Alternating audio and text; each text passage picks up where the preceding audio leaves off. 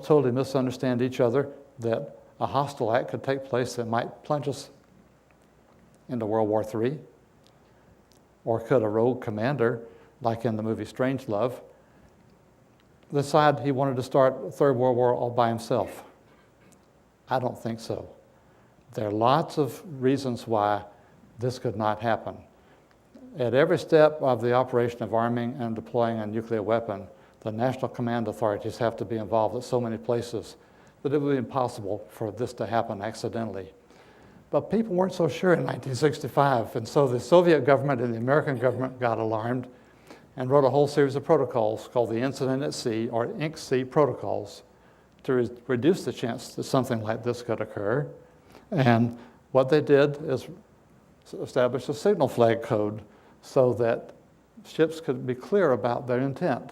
And the Incident at Sea protocol involved this flag sequence, Yankee Victor 1.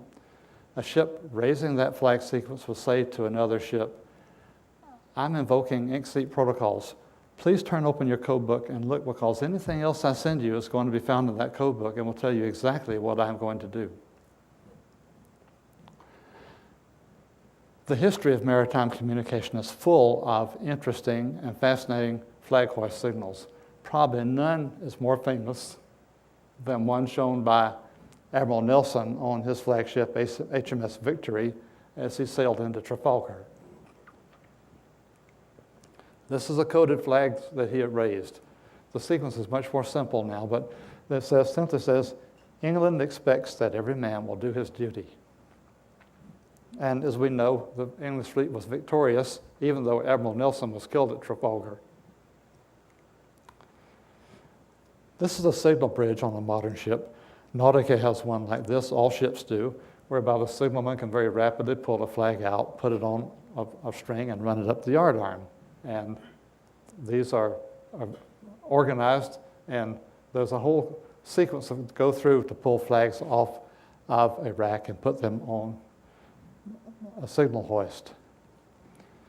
We're most familiar with seeing signal flags when a captain decides to dress up his ship, either for some ceremonial purpose or for a holiday, or just to make the ship look pretty.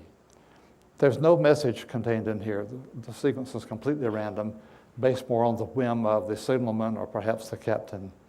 Sometimes Nautica does this. This was 2 days ago when we had our party on board and see the signal flags over the swimming pool.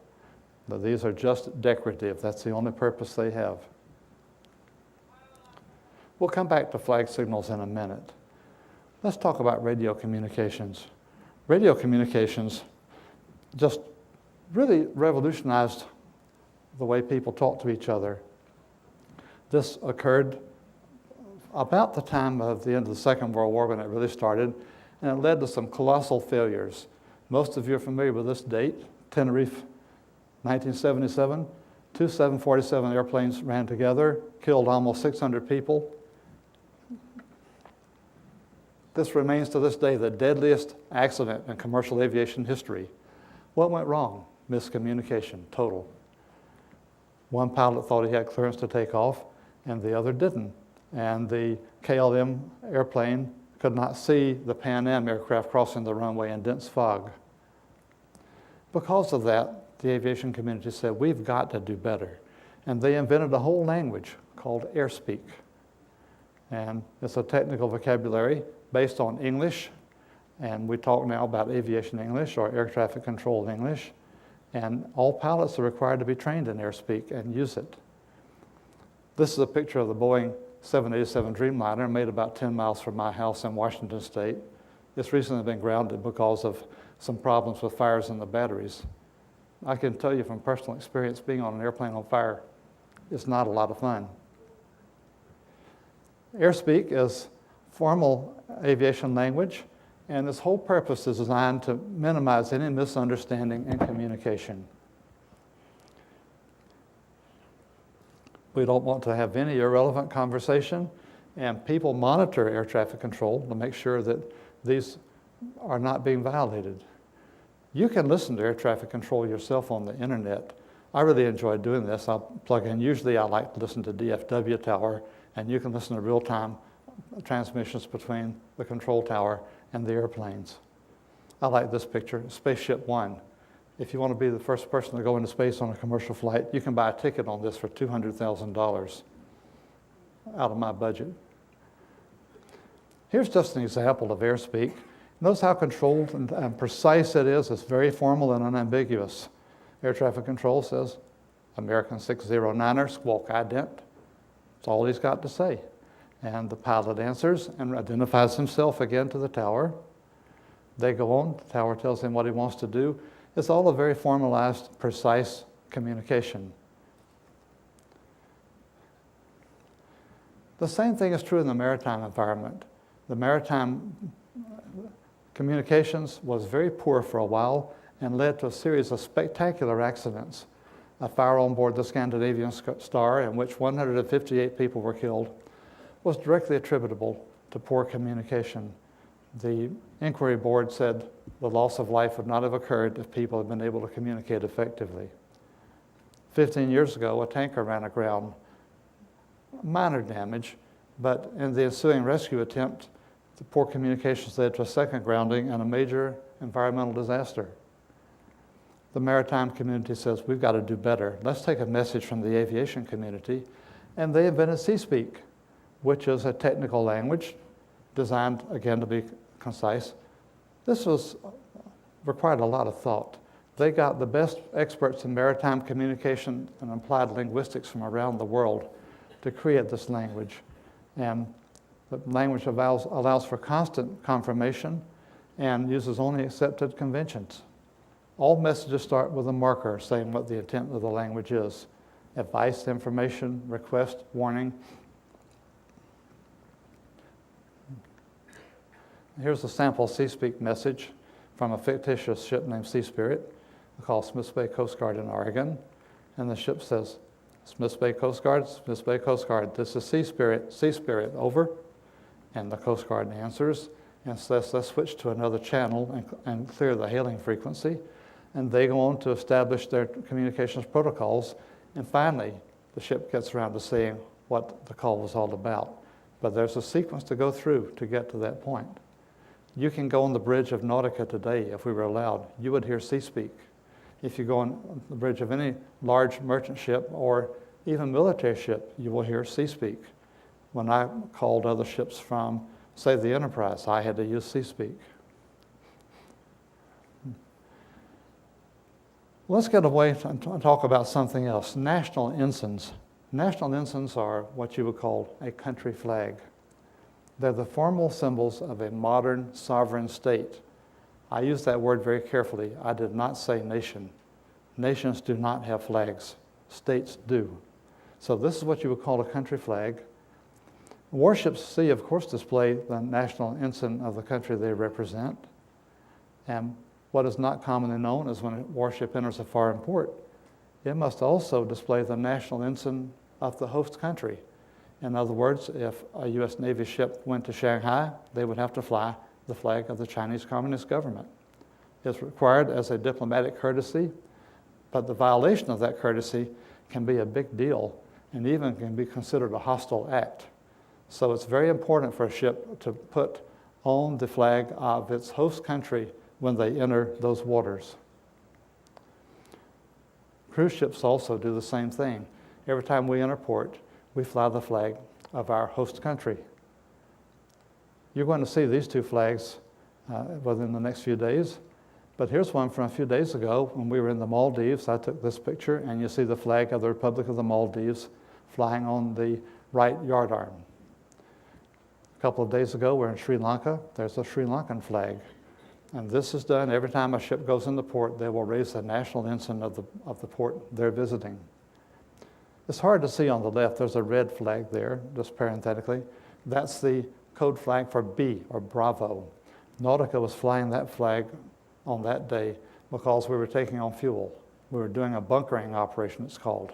And that lets all other ships in the harbor around us glance up and know that this ship is taking on fuel. So it's one of the many ways ships communicate with each other, something that we don't even notice. Well, things get a little more complicated because some countries have a national ensign that is a country flag, And they also have a civil ensign. And these two don't usually look anything like each other. Government and military ships always fly the national ensign of their country of origin, but merchant vessels and cruise ships may fly a civil ensign of the host country if they visit a port. Here's just several examples of countries that have a national ensign and a civil ensign that is quite different. We were talking earlier about the Israeli flag and the Star of David. A civil ensign is solid blue with a vertical oval and the Star of David in the middle. Luxembourg adds a logo and changes the stripes. There are many, many other examples. There are 40 or 50 countries that have civil ensigns as well as national ensigns, and this confuses the identification and the registry. What are we going to do in Singapore? Good question. I don't know the answer to this. Will we display the Singapore national ensign that looks like this? Or will we display the Singapore civil ensign that looks something like this? I'll be watching to find out. I suspect it's going to be the former, but I really don't know. Just to back up a bit of World War II history, after the end of World War II, the victorious countries would not allow the defeated countries to fly their national ensign for a number of years. So the Axis countries could not fly their flag. But they still had ships at sea that were required to identify themselves with the flag of origin. That created a problem.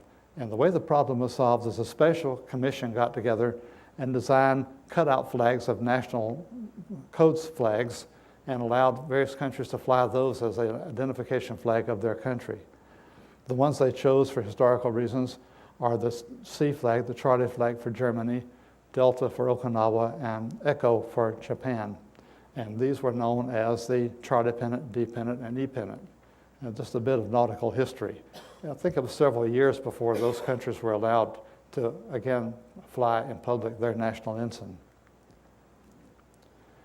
People talk about flags of convenience. I'm always asked about this, so I threw this slide in just to describe it.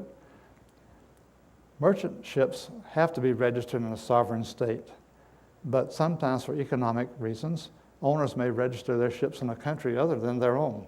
It may be that there are more lax regulations or less cost associated or a variety of other reasons, and the ships can then fly the ensign or flag of the country in which the ship is registered, not where it's owned. And that's called flying a flag of convenience. In this case, the convenience is economic. Here's a fascinating map. Map makers, John, you've probably seen maps like this. Some of the countries are very swollen. Some are narrow and skinny. The United States doesn't register many ships. It's not economically feasible for ship owners to register ships in America, so that's small. There are a lot of ships registered in Bahamas, and so it's swollen much bigger. I'll call your attention to the orange country on the coast of Africa, whose name will go unspoken here.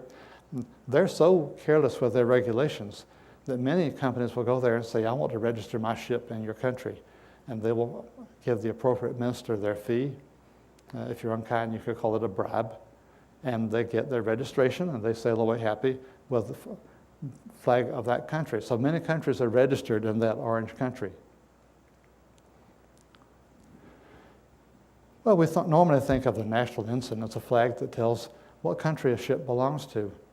But flags can be flown in such a way that they communicate information by themselves. There are at least 4 ways in which the national ensign can communicate information. It can be flown in such a way to communicate a clear hostile intent. And I'll give you an example of that. They can be displayed as an act of courtesy or respect, a request for assistance, or an act of surrender or capitulation. This is a a national ensign question from yesterday. How many flags does how many stars the Australian flag have? Well, there are 4 stars plus 2 on the left. That's the Southern Cross plus 2 stars. That is the flag for Australia. The one on the right, just showing the Southern Cross, is New Zealand. How do you use an ensign to signify hostile intent? A very large version is called the battle ensign. It's traditionally flown from the highest mast when a ship goes into combat, and its message is unequivocal. We're here and we're willing to fight. There was once a situation involving civil unrest in a country. The American embassy was surrounded, and the protesters demanded that the ambassador and diplomatic corps come out. And a ship that I was on happened to be nearest, and we were responded to that situation. We sailed into port under cover of darkness, and on a prearranged signal with the embassy, we turned on all the lights on the ship, turned on the searchlights to show this huge battle ensign flying. All the people ashore could hear was, general quarters, all hands man your battle stations. And they could see the Marines coming down the sides getting in the boats. The ambassador later said the effect of that was absolutely electrifying. He said people looked up, saw that, packed up the lunch bags, put out their fires, and went home. And everybody was evacuated without a shot being fired. That's called gunboat diplomacy. When it works, it's a spectacular success. When it doesn't, there can be a nasty fight. This is a map of where we're going. I'll call your attention to Sumatra on the left and the Banda Aceh at the top. That's the town that was destroyed by the tsunami and earthquake in 2004. We'll be going past that up to Phuket on the top of the picture, and then down to Kuala Lumpur and finally Singapore.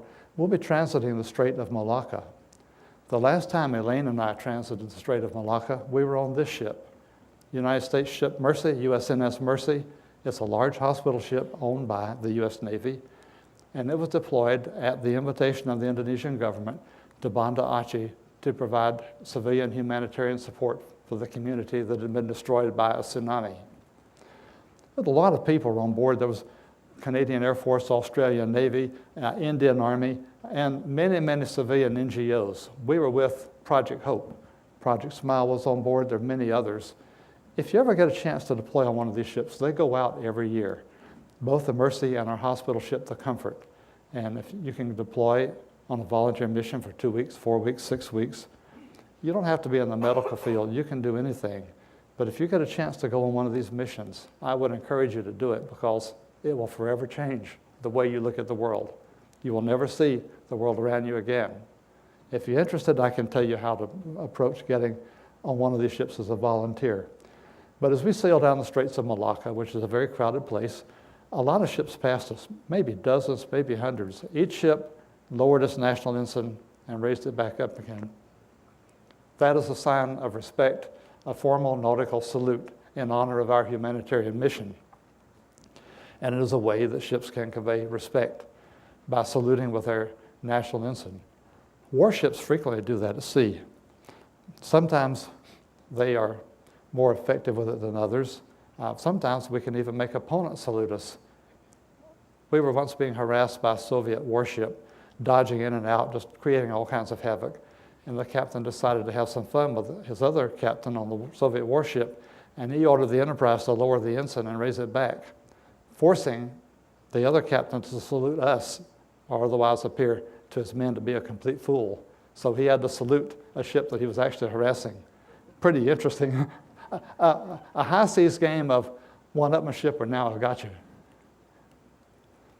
The American flag sometimes is flown upside down as a sign of requesting assistance. It's not always sanctioned. It may not work, but it's worth a try. And finally, if a warship at sea is in combat and becomes too disabled to fight, all the captain has to do is lower his flag. There's no flying a white flag. Just lower the ensign, and that's a sign of surrender. And at that point, everybody recognizes that the fight is over. There will be no more fighting, because it's considered dishonorable to fire on a disarmed or ship that surrendered. Here's something interesting. This is from the flight deck of the Mercy. You can see our helicopter, one of them in the right-hand corner. What's this little white flag with a red thing in the middle?